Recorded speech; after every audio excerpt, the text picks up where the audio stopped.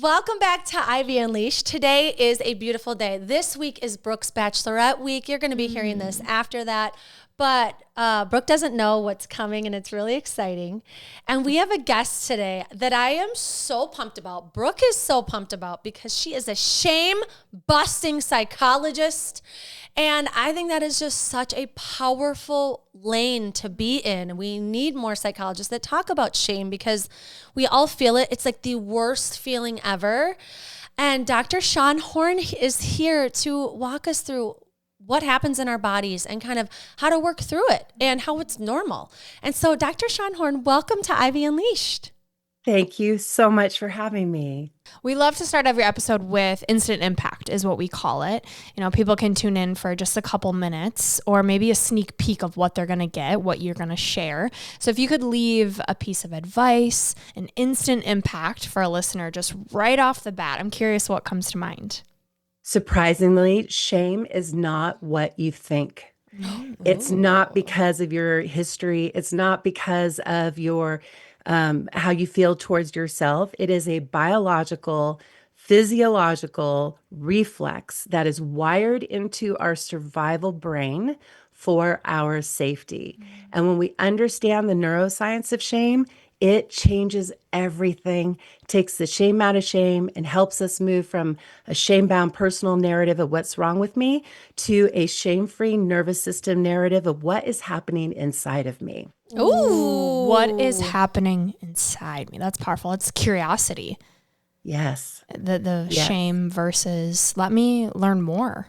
That's kind of what I'm Yes. hearing. Yeah, and you talk about how this is a social thing. Shame is actually a social thing. And I was like, wait, it is? I mean, I know I feel shame when I say something I shouldn't have said, or I'm too harsh with my kids, or I drink too much, or I messed up in business. I think about these things and I'm like, okay, is it social? Is it just me? Is it my problem? And I really want to get into that because I think that's Yeah. really interesting. And I know, like, I just think about us from the time we're born until now. We are social creatures trying to get approval from people, trying to read the room, trying to become this person and have this identity that works in society. And I'm so curious about how we kind of unravel who we actually are versus what we've created based on this social perspective. So I want to talk about all of that, like all that we create in our heads. And I know that Yeah. this is your bread and butter. And so let's get into it. Thank you. Well, what you're talking about is guilt. And most people get confused between guilt and shame. The thing that's so interesting is that guilt is measured after the age of 5, where shame is measured as early as 15 months of age.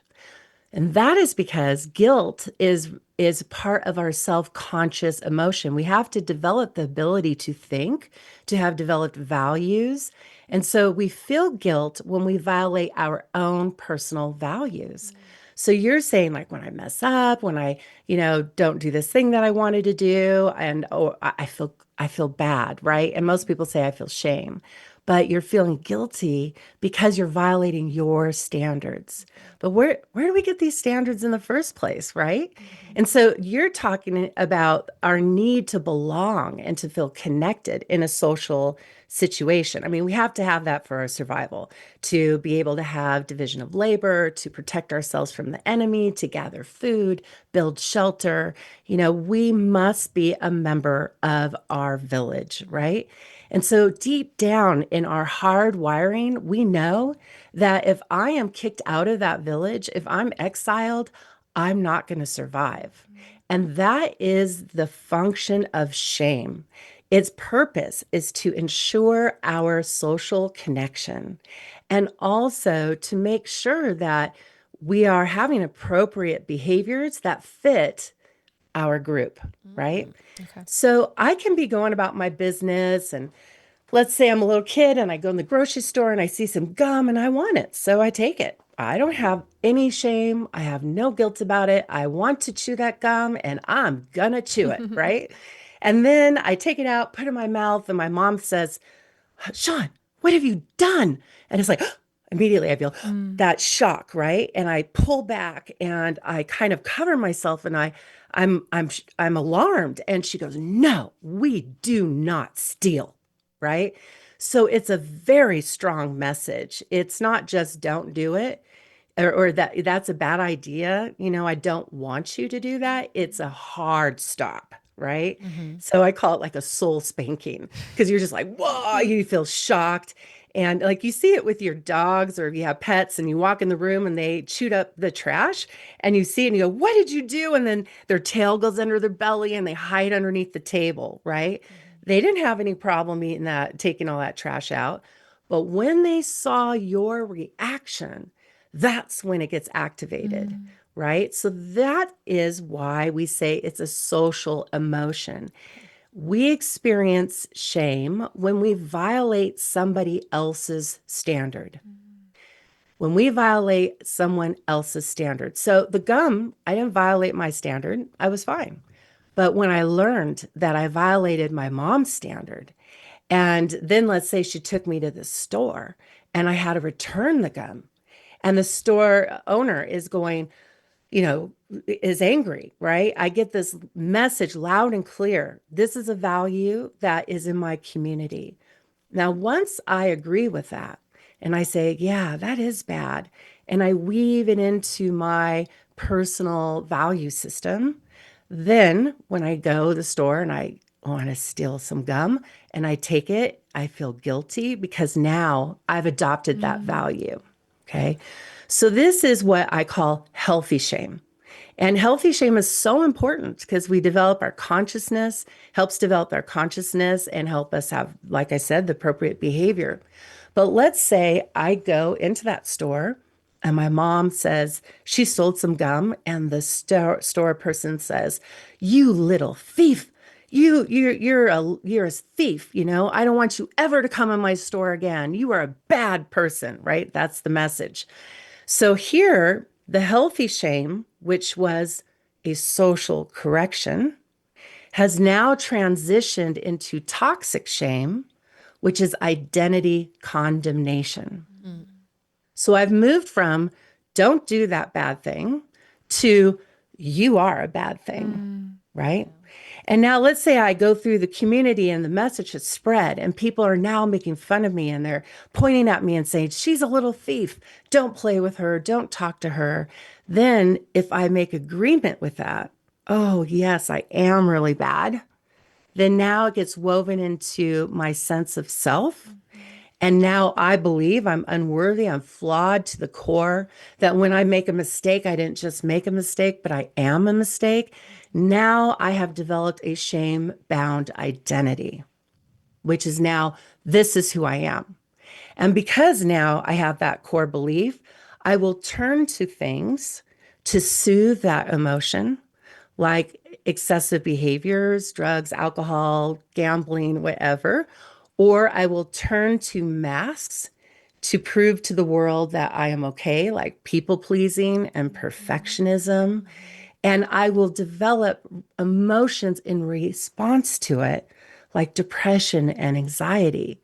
And that is why a lot of the shame experts say that shame is at the core of our emotion, of most of, if not all, some will say, our emotional and behavioral struggles.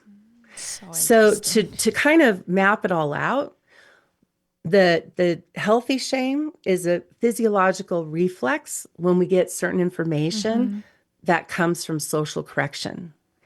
When we adopt it, then it turns into guilt. When it becomes a statement of who I am, you're bad, now it's toxic shame. So most of the time when people are talking about shame, they're talking about toxic shame, or they're talking about guilt. And that's why I try to clarify this message, because I find that so many people get it wrong. Wow. It's so interesting to me too. And I think about all the people walking around acting the way they act and having the dysfunctional relationship issues, which we all have dysfunction in every relationship, right? There's things we can always work on and get better. But I always think like, there's so many things we're probably just unaware of that happened when we were little, which is also frightening as a parent. I have 3 little kids.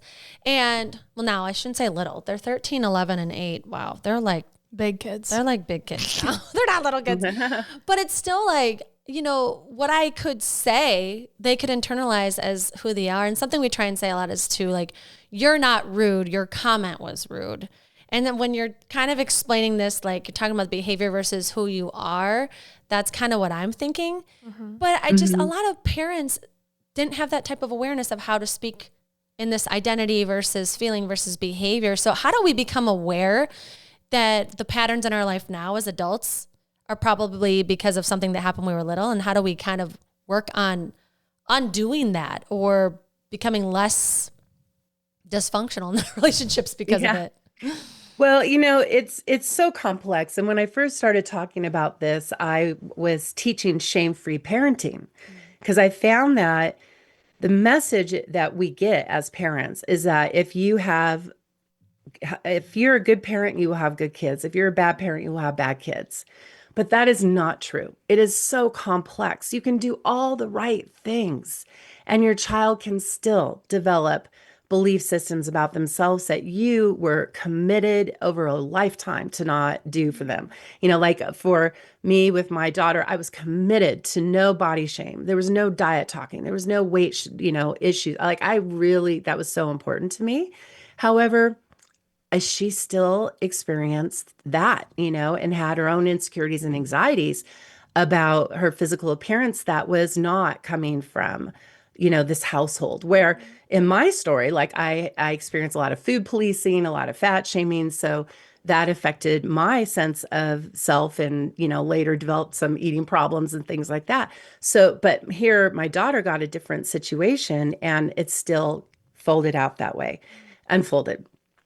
And so we must be careful that we don't take full responsibility for like everything, right? Because kids are influenced by their peers, by teachers, by TV, by society. And some have more sensitivities to certain things than others. So you just don't know how they're going to process a certain situation. And a lot of our processing has everything to do with our neurology. If are we neurotypical? Are we neurodiverse?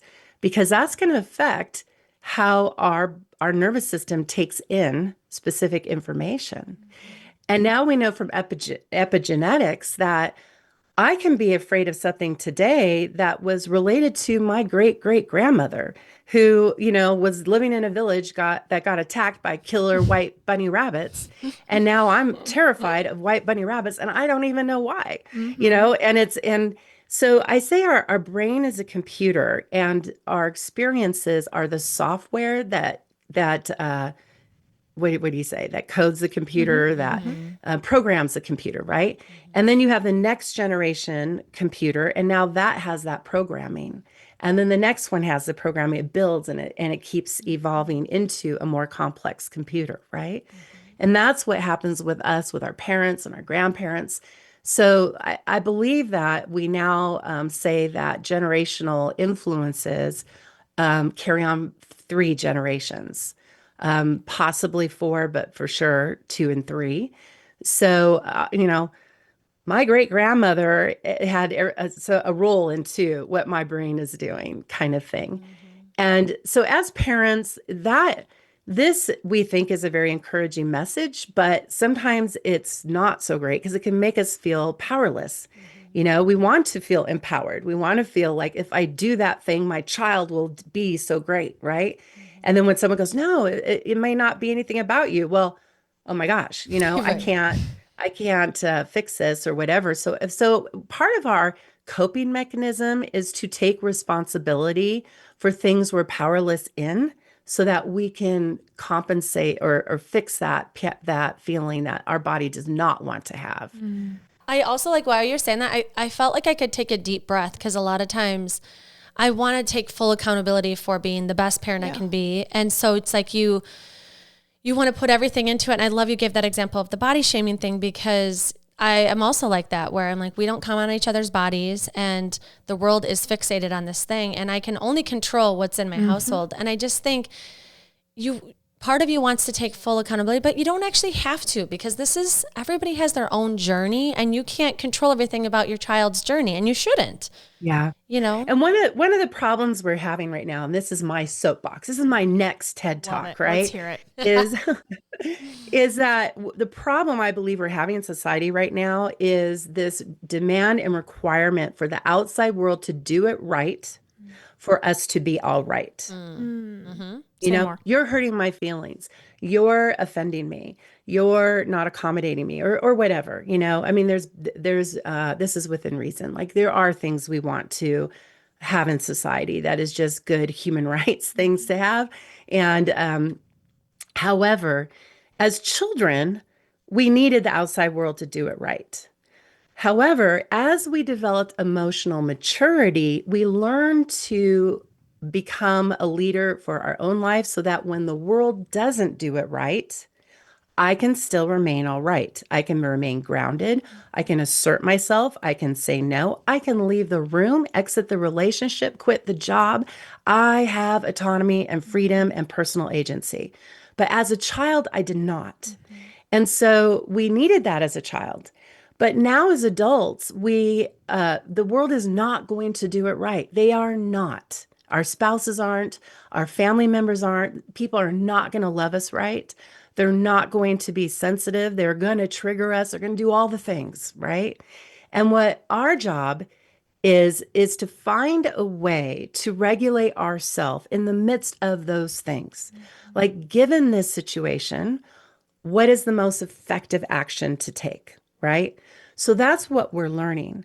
And what we now know is that we were so focused on the internal experience of a child that and making sure their emotional well-being was supported, and we forgot to help them develop some grit. And we know that grit is really important, that kids that have grit outperform children who don't. And, you know, my kids now are 29 and 28, and I was a parenting specialist, a child psychologist when I launched my private practice. And my dissertation was on parenting. I was doing all the stuff. I was studying attachment theory, this thing called circle security. I was teaching parenting classes with evidence-based interventions. I was following the recipes and they didn't work. And I'm just like, what the heck? You think strong fathers, strong daughters did that, didn't happen. Like what happened? And so what I remember I had these neighbors that were so militant with their children. Like those children were disciplined. They were like how to do their chores. They didn't care if they were sad. Get out there and do it. Where my kids were like, I'm sad, Mom. Let's sit and talk about it. Like I'm gonna help you develop your emotional literacy and your regulation and blah blah blah. And those kids, like they weren't. I perceived them as not having this great bond with their parents, right? And that would be a problem down the road. They did fantastic. Like those kids launched, they had good work ethic, they had a good relationship with their parents. Mine are fantastic too. But I didn't expect to see that, and my children have this incredible emotional literacy and a maturity. And yet, they may not, well, they do have a good work ethic, but they might have some things that I think, gosh, I wish if I had established that earlier, it would have been easier for them, kind of thing. So what I discovered was that some people can have good parenting and end up not reflecting that, bad parenting and not reflect that, and end up being amazing. So, but this is what we do know. If people go, well, how do I not shame my kid? Like, I still don't. I understand that there's complex and you have all these influences, but how do I not shame them? And what we have learned is that shame comes from having unrealistic expectations that are not developmentally appropriate. So when you expect a child to be able to think in a way that their brain is not ready to, like for example, metacognition is the ability to think about your thinking, right? So when you say, I want you to think about that, I want you to think about what you're doing, right? Well, we can expect that maybe 10 and older. But how many kids that are 3 and 4, you go on a timeout, I want you to think about what you've been doing, right? They're not going to get it. What's wrong? I'm bad. I've heard people talk about potty training their children before they've developed the muscle in their in the air, their sphincter and their bladder, everything to be able to voluntarily and control that, right? So if you're asking them to do that before they can do that, it's not appropriate. If you expect a child to not be clumsy, they're going to be clumsy. If you expect them not to be inconvenienced, they're going to be an inconvenience. They're going to be loud and interrupt and do all this stuff. And so there's a lot of confusion about what it means to be a human child. And parents get shamed by other people, like you need to control that child. They need a spanking. That's what they need or whatever. But the child may be hungry, right? They might be tired. They didn't get their nap today. So we understand the shame-free way understands that behavior is a form of communication, and our job is to kind of decode that. And our job is to coach them, mentor them, and getting the skills that they need to learn how to problem solve, to learn how to regulate their feelings and their thoughts, and to understand themselves and the world. And that takes a lot of energy and a lot of effort. And sometimes we're up to it, and sometimes we're not. Sometimes we're going to talk them through it, and other times we're like, just do it or go to your room, right? Yeah. And that's okay too, I mean, we're human, and we want to have those appropriate expectations and teach them and coach them through things. So that's one thing that as parents we could do is learn about the developing brain, learn about what's realistic and unrealistic. One of the biggest problems I have with all the adults I see now in therapy is they have unrealistic expectations for themselves. You got this single mom that's working and she's exhausted and she's got all these kids and she sees the mom next door, house is clean, lunches are packed, kids are well groomed, they're going to their music classes, they're doing all this stuff, and she can barely keep it together. And she's comparing herself to that. But what she's not considering is that that person has an active co-parent. They have resources to where they hire someone to come and clean their house. Yep. They have parents and family that are helping them through it. There's no comparison, right?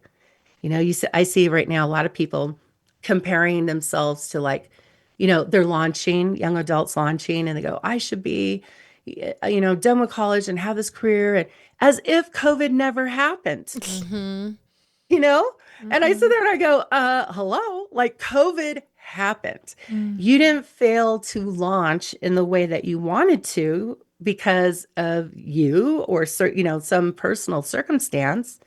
The schools shut down and you couldn't go to that school and you couldn't get that apartment because you couldn't go to the work. And so you were staying home. And so, this is something that we still struggle with a lot of times is what is realistic for me to expect of myself in this situation. I struggle with this because one side of me is like, where are these expectations coming from? Or is this from social media? Is this unrealistic? Another part of me is like, I hate the word unrealistic. It's like, I can create whatever I want. I could set this standard for myself that maybe to somebody else feels unrealistic, but for me, I'm shooting for the stars, So like, I kind of go back and forth with that, and I struggle with that. But I like that you brought in kids because I do think it's important to actually know what's the benchmark. Is it appropriate for me to expect my son to stay in his chair at the dinner table when he's 4? Like, why did I expect that? Like, that is so unrealistic. And it's not even where his brain was like, and not to mention, attention and all that can come into it too. But it's like, we need to have, as for children, I totally feel like that, yes, we should know the benchmarks and what's actually appropriate, what we should expect of them as parents. But as adults, I want to talk about how shame comes in when we get a critique. So you're at work and your boss comes down on you and is like, I don't like how you are communicating in these emails. You need to work on this. And you're like, what? I send 50,000 emails a day. Like, I've been doing it wrong this whole time. Or here's the problem with that. He didn't coach her on how to do it. Right? Like, I want you to improve the emails. And here's an example of what I like, know? Yeah. So he didn't do it right? But we've learned that we're not going to rely on that. What the person can then do is say, can you please give me an example of how you would like me to structure the emails? And that's emotional maturity right there too, is like knowing like, whoa. Okay, are you the benchmark, or what's the benchmark here? I think we're all people trying to do our best. And I think it is being like, what is the expectation here? I think about when you marry into a family and you're like, what's the expectations here? How are we communicating? How often are we getting together? Who's in charge here? I think that's a great way to get communication. And like being a parent is like telling your kids, what are the expectations? Like, how do I know if I'm violating things? But regardless, I still feel like we get that shame feeling. Yes. Like if you mess up, even if you don't know, like how do we work on that feeling that's initial, even if we can figure out what the expectations are? Like, how do we work through that so that we can use that shame to benefit our life? Yeah. So I'm going to point out two things: neuroception and shame-bound translation. Okay. All right. So let's start with the shame-bound translation. In Gottman's couples therapy, which is evidence-based method for therapy, they have this model that they say there's a difference between complaining and criticizing. Complaining is, oh, you said you were going to clean the bathroom, but you didn't do it. I'm so frustrated. Will you please do it? We could be frustrated. We could have all the things going on. And criticizing is, oh, you didn't clean the bathroom, but of course you didn't, because you're such a slob. You're so disgusting. You're raising a farm. I don't know didn't anyone ever teach you? And so now we're attacking them, right? If somebody had that throughout their life where they were given that message that you are the problem, then when the person says, oh, I'm so frustrated, you said you were going to clean it up, then we will immediately translate it into a criticism. So instead of hearing it as focus on the problem, the circumstance, the behavior, we take it as a personal insult, because our brain rapidly translated. So we're like, oh, so I'm disgusting. I can't ever do anything right. And so that's where we flip it. So a lot of times when we flip something, when someone says, gosh, I think what you said, like they got really upset. It was not sensitive to them. Oh, so I'm just a rude person. Like if you find yourself doing that, it's coming from that inner core belief that something is wrong with me. And so that's one thing. The other, you mentioned social media, and I really want to touch on this because this was my TED Talk, and talking about the neuroscience of shame is that our nervous system is informed on what to do. Do I go relax? Do I go fight and flight? Or do I go shut down? By our neuroception. And neuroception is this unconscious security system in our body that is reading the environment 24/7. It's like the anti-malware on your computer. It's always running in the background, right? And it's looking at how are things operating inside the computer. So it looks, inside our body. How's everything going inside my body? Do I have pain? Is my heart beating fast? Is my blood pressure high?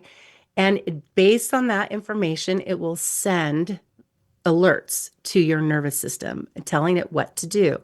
Just like our computer says, we're running out of batteries, plug me in or I'm shutting down, right? So we get that message. It also, the malware is looking, when you go to an internet site, you enter a room on the internet, it says this is safe. If it's safe, it doesn't even say anything, and you can go and have fun exploring wherever you're at on the internet. But if it goes, wait a second, I don't know about this. This might be unsafe. Are you sure you want to go in there? So our neuroception looks outside. When you walk into a room, it's already determined whether you're safe or not. It works 25 times faster than your thinking brain. So before your brain even knows what's going on, it's already made its determination. And then it's looking at how are you interacting, right? So when you're on Zoom, like we are right now, we got green bars. We have good reception. Yellow, some things are not right. Red, we might lose each other here in any moment, right? So our neuroception is looking at our reception between us and another nervous system, our nervous system and their nervous system. And so as it's doing that, it looks at very specific things. It looks at the mask area of your eyes, and it's listening to the tone and prosody of your voice. So think about when you're talking to a baby or your aunt, your pet, and you have that sing song in your voice. Hi, how are you? You have that soft warmth to your voice. Neuroception loves that. This is why every meditation video, has the meditation voice, right? And it's so relaxing.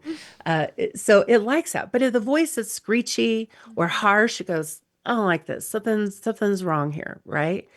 And then as it is looking at the other person, it pays attention to the eyebrows and the smile area of your eyes. So, have you ever heard that term, like with the dog, that the dog's tail tells the tail? Have you ever heard that before? And what that means is that what that tail is doing on the dog will tell you what state they're in. If it is straight up, straight out, it's alert, it's guarded. If it's wagging, it's happy. If it's under its belly, it's scared, right? Well, we have a tail, and it's called our eyebrows.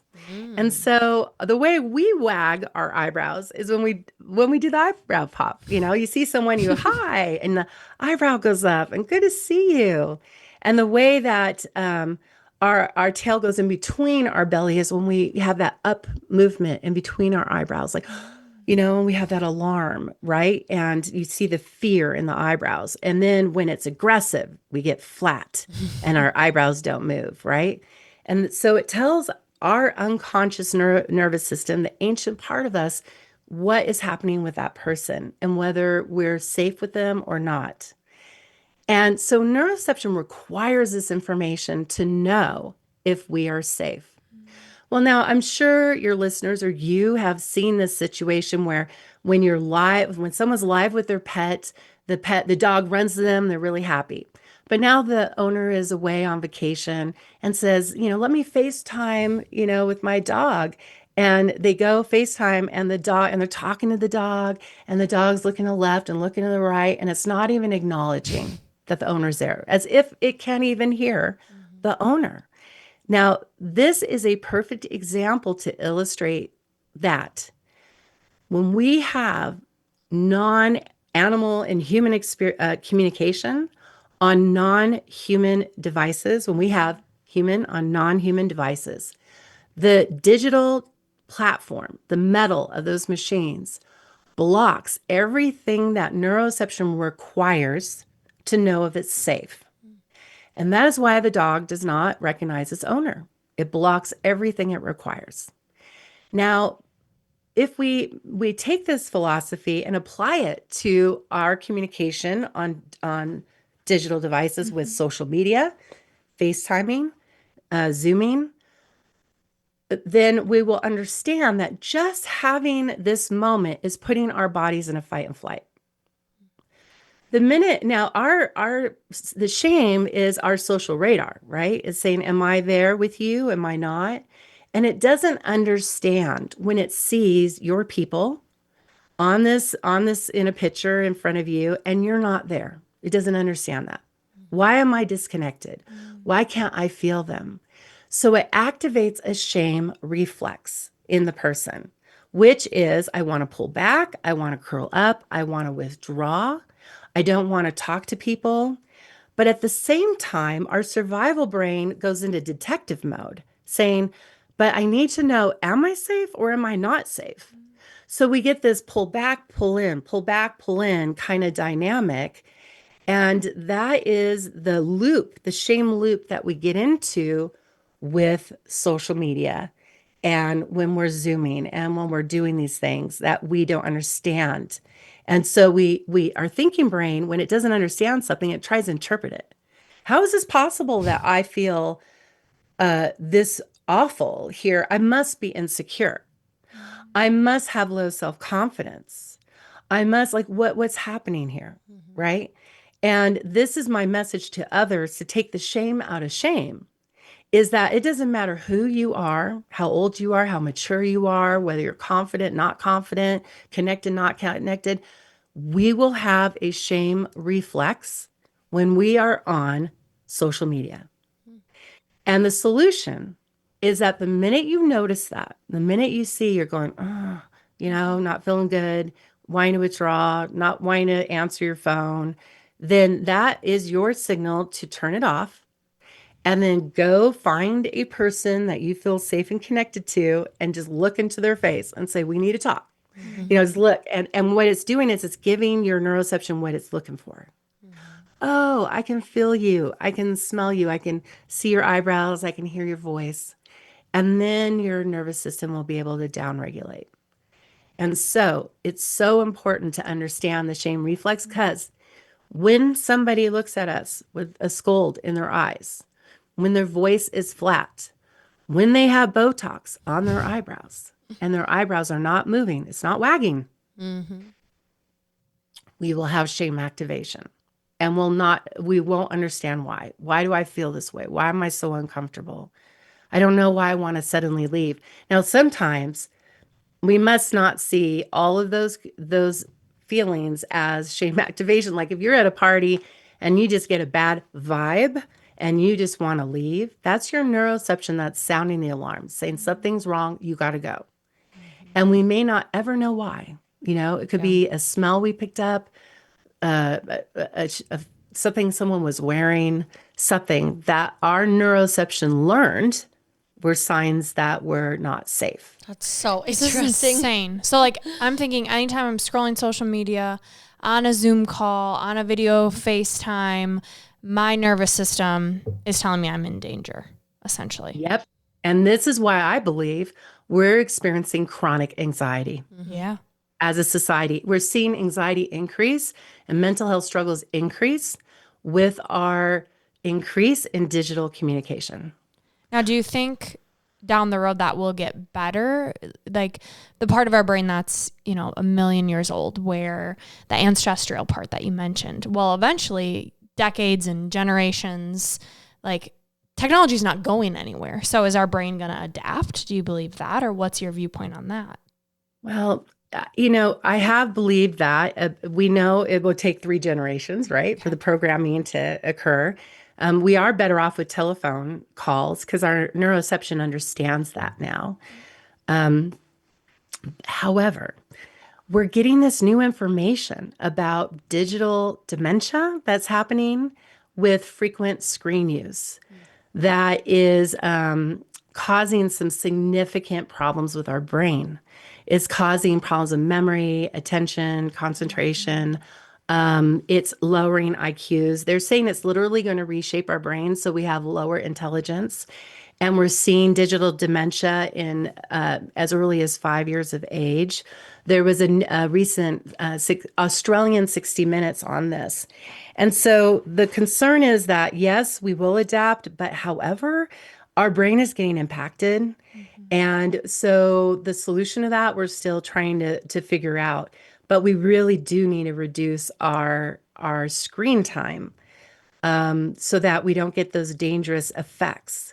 Now, as a person that specializes in neurodiversity, right now people are going, oh, there's such an increase with ADHD, and it's still not an increase. It's like we're seeing more people connecting with education with all sorts of diagnosis. Like when we start talking about trauma, all these people are like, oh my gosh, I have trauma, and so forth. So with education, you do see an increase in people talking about it, right?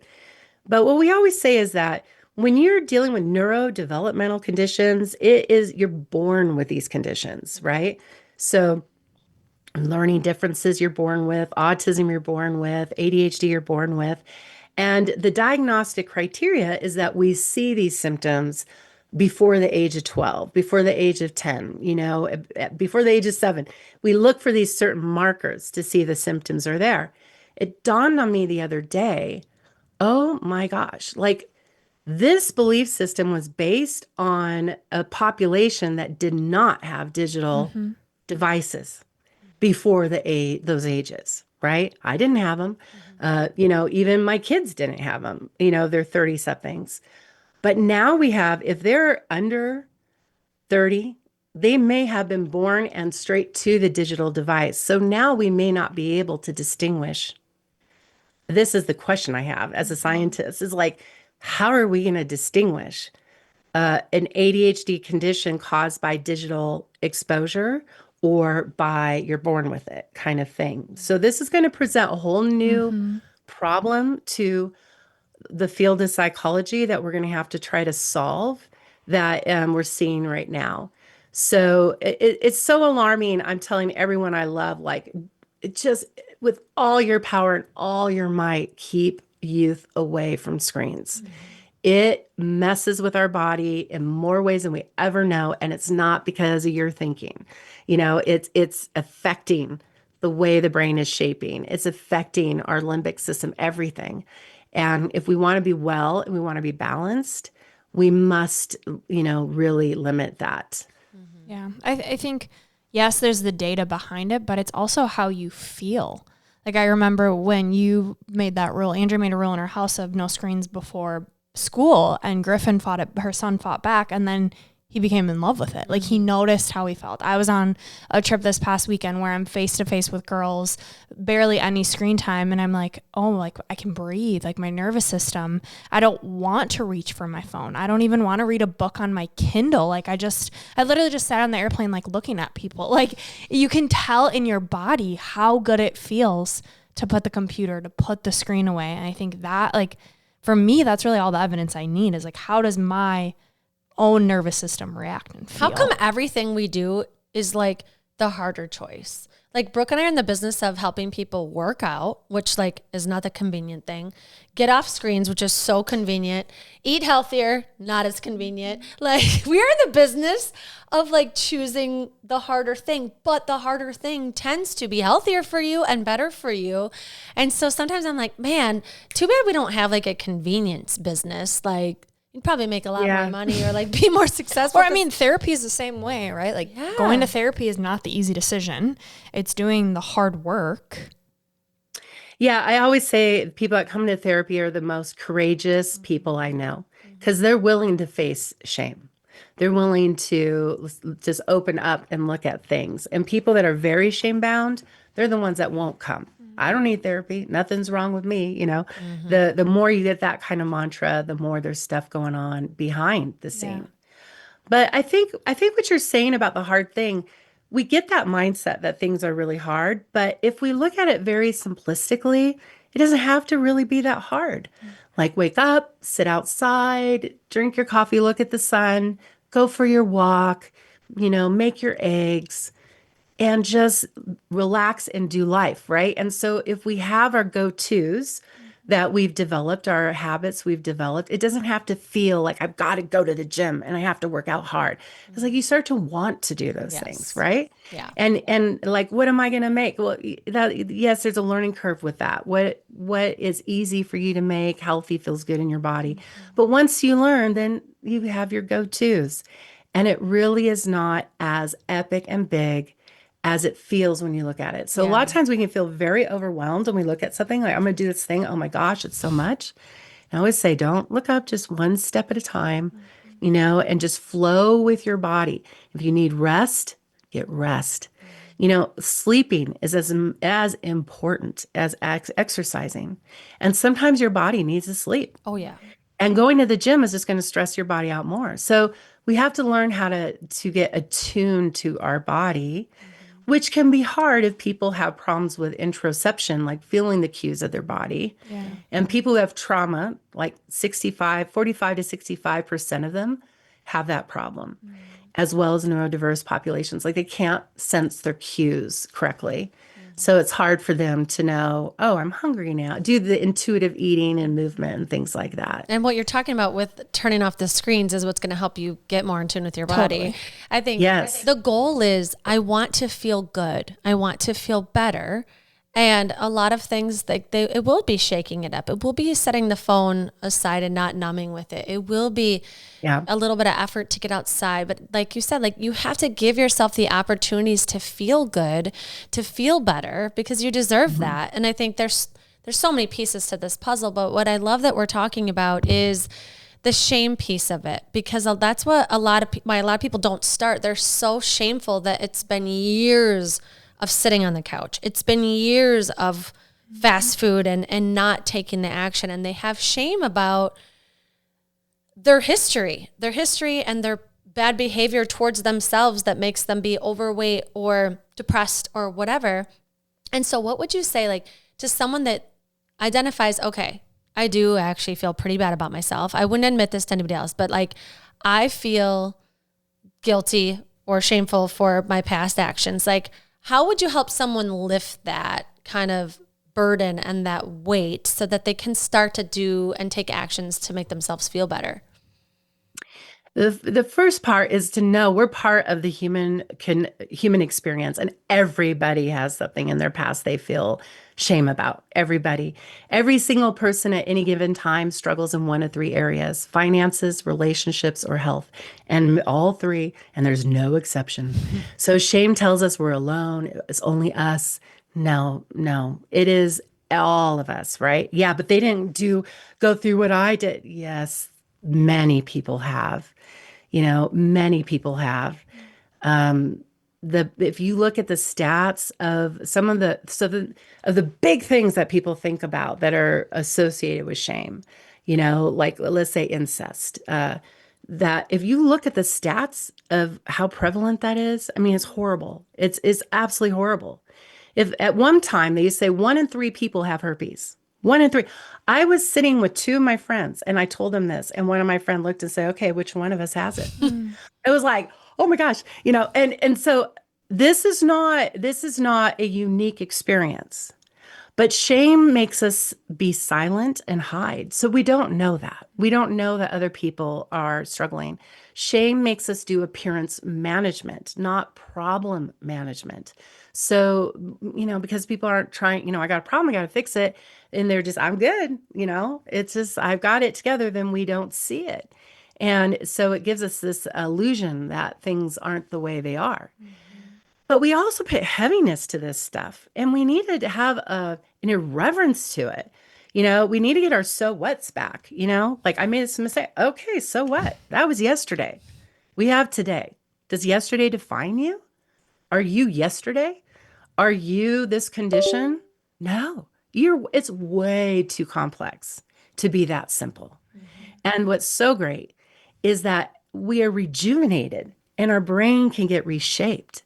They say, what is it? Every 7 years, our body has all new cells, right? We're completely rejuvenated.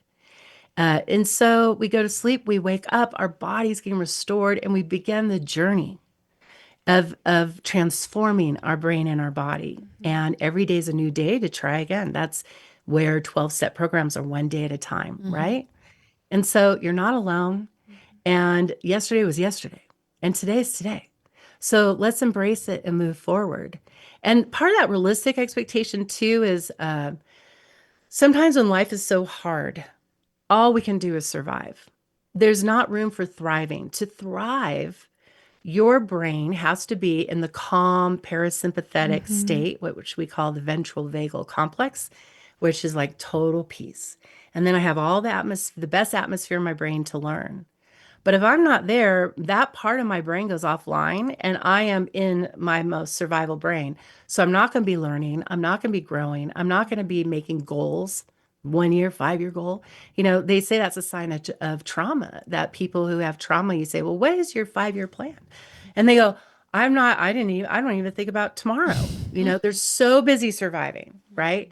But when you're thriving, you're like, okay, things are good. Now I want to grow, right? I want to learn. I want to develop. I want to mature. That's thriving energy. Well, we need to have life be safe for us to do that, right? So what I find a lot of times when people come to therapy is they get hard on themselves for not thriving. And I just think, girl, what are you doing? Like you've been so busy surviving. Like there has been no room or space to allow thriving energy. Yeah. And so right now we're addressing the surviving thing, but when that is healed, restored, and things are not in crisis, then we'll look at growing you, right? And if someone goes to, like, let's say they go to a coach and they're like, I want to grow, but their life is so chaotic, they lost their job, their partner left them, they're in a natural disaster, we can't do that, right? We have to settle things and then be able to do that. So that again is another area that people don't know how to think about. Am I surviving or am I thriving? Yeah. And can I now move over to thriving? Because sometimes we can get stuck in that surviving, like thinking that we have to still be in that space. Or if it's all you've known and your nervous system, right? Like that's comfortable, even if it's not healthy. Before we dive into our last segments, I'm curious, Dr. Horn, what are some action steps people can take to identify like, okay, I am in the survival mode. What do I need to do to help cross that bridge to get into the thriving mode? So we want to take inventory. Like our thoughts run rampant, that we don't like take them captive and observe our thinking brain. What thoughts are coming into my mind? What are these feelings that I'm feeling? It's important to know that feelings are not facts and thoughts are not truths. They're information to inform us. But most of the time, we're just letting it take us wherever it goes for a ride, and we just believe whatever it tells us, right? But as we learn how to observe our body and our thoughts, then we can be more intentional about directing it, right? And so we want to look at like my brain is meditating on this problem, and if I don't have this problem, then it jumps to this problem and that problem, where I'm always focused on something going wrong. That we want to stop and say, well, what is going right? My health is good. I have a job. My rent is paid. I am safe. It's not a problem. My brain is in the habit of focusing on a problem. So there will always be something that's stirring. And sometimes that's how we self-medicate, because we are activating the stress hormones to energize our brains so that we can write that paper and make that call, right? So there's that thing going on. But we want to look at, my brain is saying all these things are bad. Well, what is good? And look at and assess that. Is this really a problem? Well, I'm upset my friend treated me this way. Is that really a problem? It's not your preference. You would like it to get better. But you can move on without this thing. If the friend's not going to stay in your life or whatever. I mean, so we kind of put things in perspective to help us to stay balanced. Also, you want to look at, am I jumpy? Am I alarmed? With all these things. One of the things that neuroception does is that when we are in a fight and flight state, it expands what it sees to make sure we don't miss anything. But then what it does is it distorts. So a surprise face will look angry. And the volume level, like let's say someone's talking at a volume level of 4 or 5, now it's going to sound like 8 or 9. And that's where people say, why are you yelling at me? And you go, I'm not yelling at you. And you go, yeah, see right there, you're yelling. And you're just like, what? Or they go, why are you looking at me like that? What? I'm sorry. You're so angry at me. I'm not, I don't know what and you're thinking, what is my face doing? Right? I don't know. And so it can feel very strange when you walk out and you think these people were so mad at me and they didn't like me, and everyone around you is going, I did not see that. They were talking firmly, but they weren't yelling at you. It can feel like life is gaslighting us. And then we can gaslight ourselves because it's hard for us to trust what we feel and think. So it's important to know that when you're in a fight and flight, think about it like you're drunk. I'm drunk right now with anger and fear. And so I'm not going to get in the driver's seat of my life car and try to solve this problem and go somewhere. I'm going to sober up so my thinking brain can come back online, and then I can assess the situation. But we have to wait till we sober up. So if you are jumpy, that's a sign that you're in a fight and flight. If you're experiencing fighting emotions like, irritability, frustration, anger, you're in a fight and flight. This is called mapping your nervous system. So you can kind of get the clues about where is my nervous system state by looking at what are the feelings I'm feeling, what are the behaviors I'm doing, and what's happening in my body. If I'm constipated and I have diarrhea, I may be in a fight and flight. If I'm not sleeping well, if I'm having a lot of anxious thoughts, if I am wanting to withdraw, so that can tell you like, gosh, I've been here for a long time. Like I'm always irritable. I'm angry. I don't want to be around people. My body's all constipated all the time. Like then it's like, oh gosh, I'm here. Well, do I need to be in a fight and flight right now? Is the lion chasing me? Do I have Mm-hmm. an enemy approaching me? No, I'm actually safe, right? Got my job. I'm not in trouble. My health is good. Then, if that is happening, if our nervous system's misfiring and we can't downregulate, then we have to learn the tools to help regulate our nervous system and help it not get unstuck.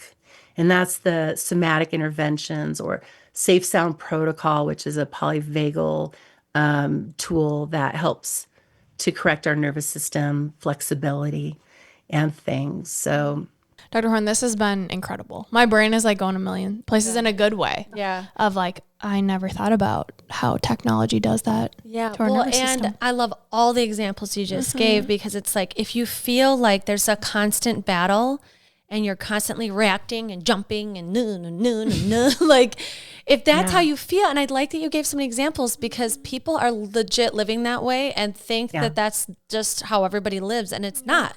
Like, you're hijacked.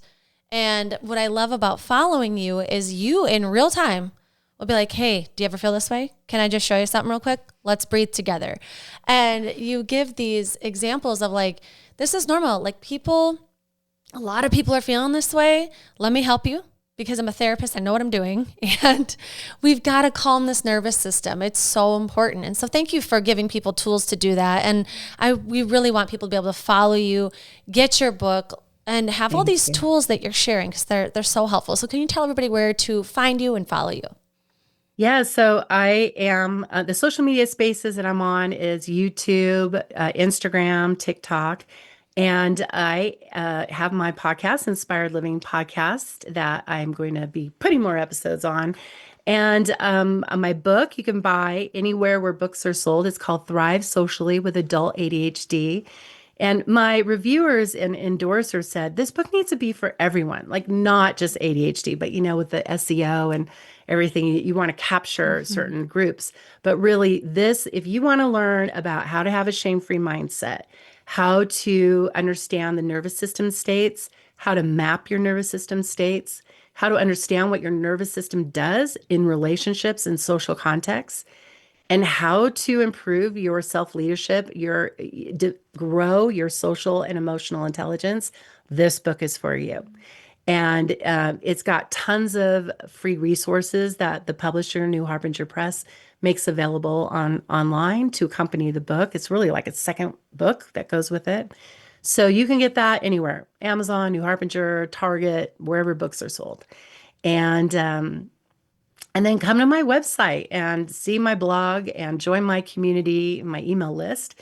And as I grow and put more content out there, you will learn. My passion is not just to tell you the why and the what, but really to give you the what, the what to do, how to do it, how to fix it. I always get so frustrated when I read a book and I'm looking for that solution, and in the last chapter they go, oh wow, well, the solution, yeah, there is a solution, but we'll get to it another time, and it's like, no, like that's why I picked up this book.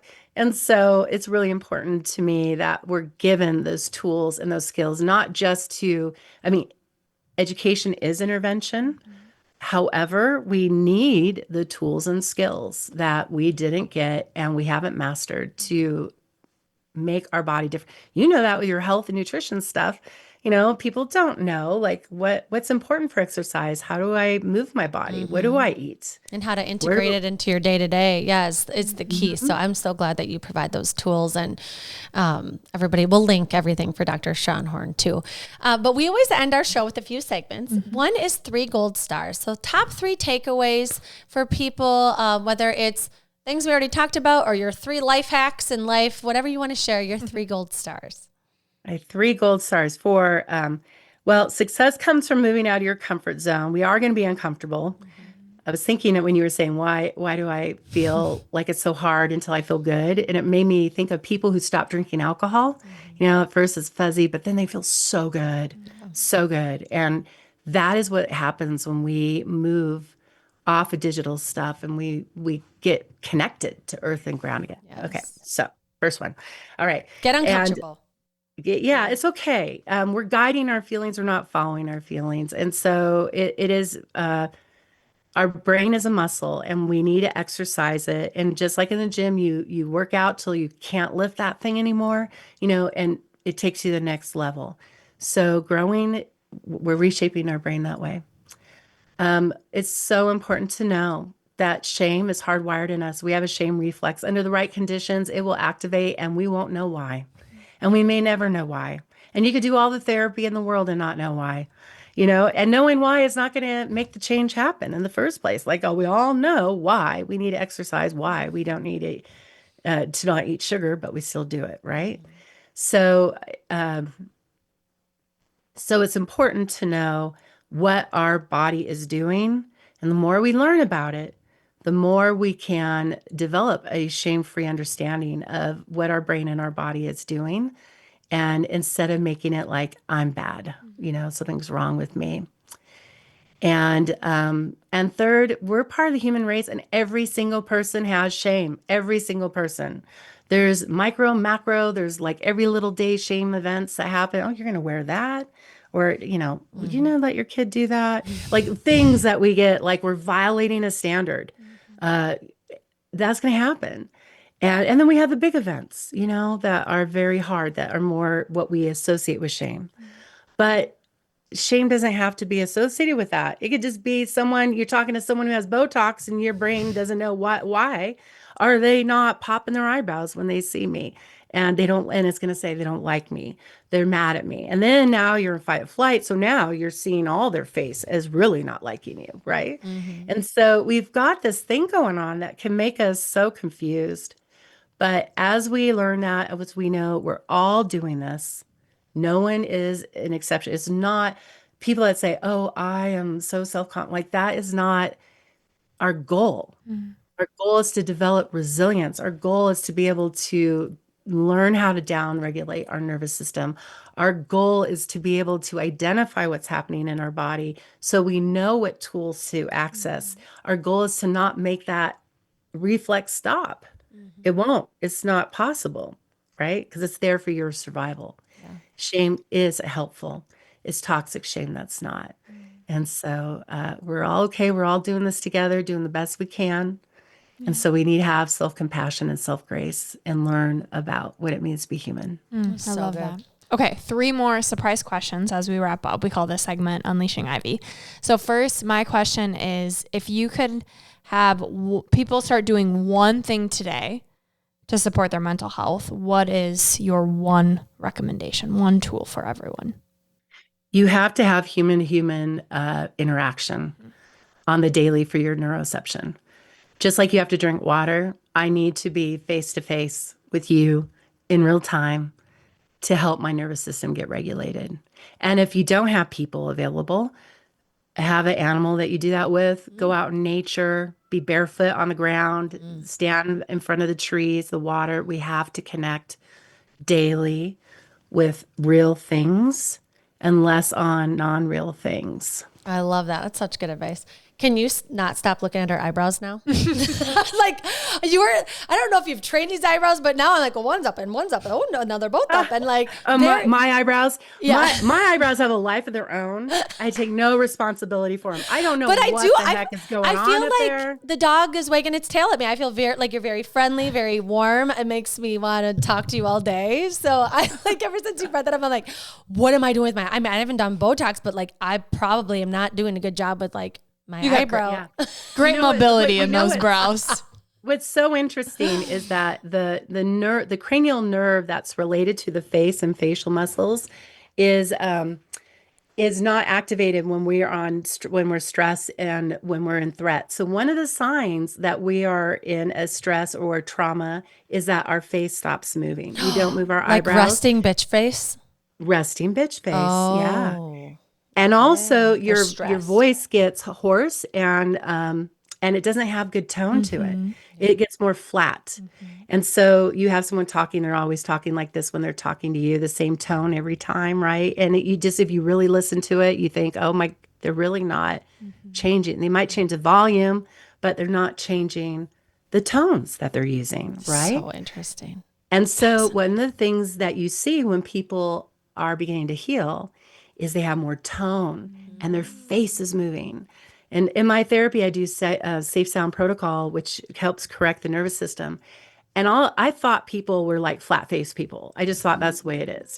I come from a Mexican American family. I mean, everyone's face is very expressive, right? So we got like mega eyebrow muscles in my family.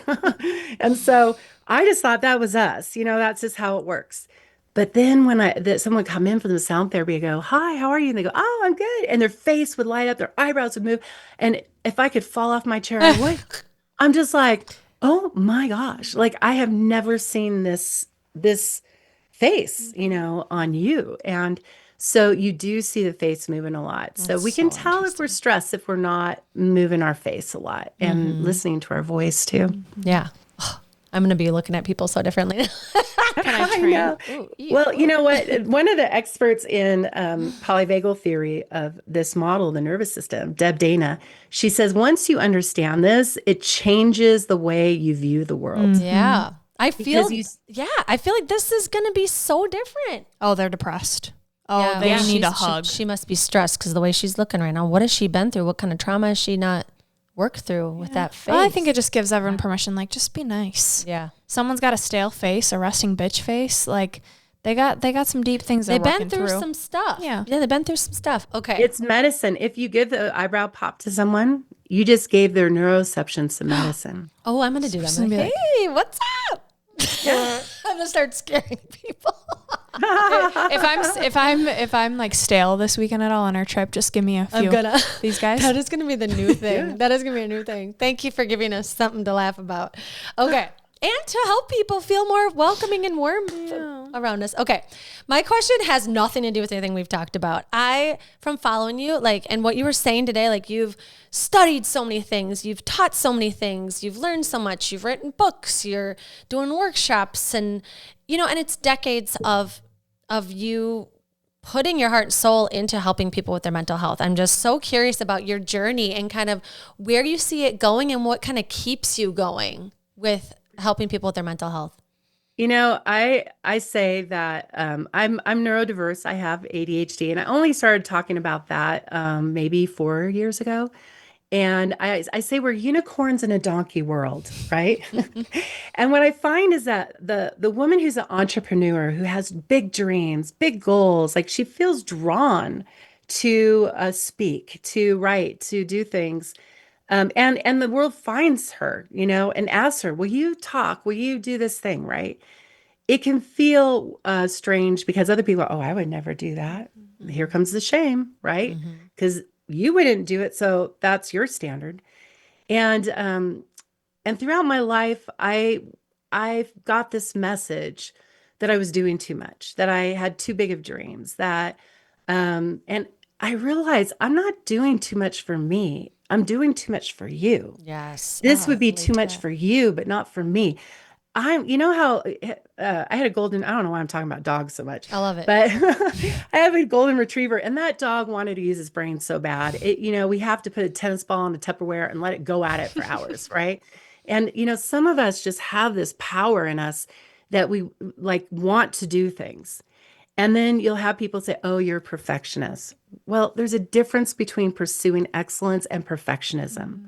To feeling driven because you just desire it, to I want people to see me this way, right? And so I was thinking the other day, I remember hearing something about meat when I was 7 years old. And I wanted to hold an auditorium at my school and get up there and inform everyone about this meat problem and, and inspire them to not eat these animals, which I just loved animals so much. And you know what? 7-year-old thinks this thing, right? And, but yet the world will take someone like that and make them play small. And, being a leader is a lonely place. It's not every day you get to meet people who also want to do the things that you are interested in doing. And so I say, if somebody is listening who this is you, give yourself permission to reject the advice that goes against your mission. It's so important that we follow our passions and our purpose. And I can't tell you why this is my passion. It just is. I was born this way. My parents have stories about teach me about a butterfly. I'm 4 years old, 3 years old. I said, Mom, look, this woman was all walking hunched over. I said, she's still in her cocoon. You know, I mean, like, who says this, right? But I cared, and people would come to me, and it was just it was what I was born to do in this world, right? But for years, I would hear people say, I've learned more in this hour than I did in 10 years of therapy with other people. And I think, what's going on out there, you know? And I teach because as a neurodiverse person, don't wait for me to figure it out. I'll shame myself to death. Like, I'm not going to figure it out. I need the executive functioning tools. I need the systems. Tell me how to do the thing, right?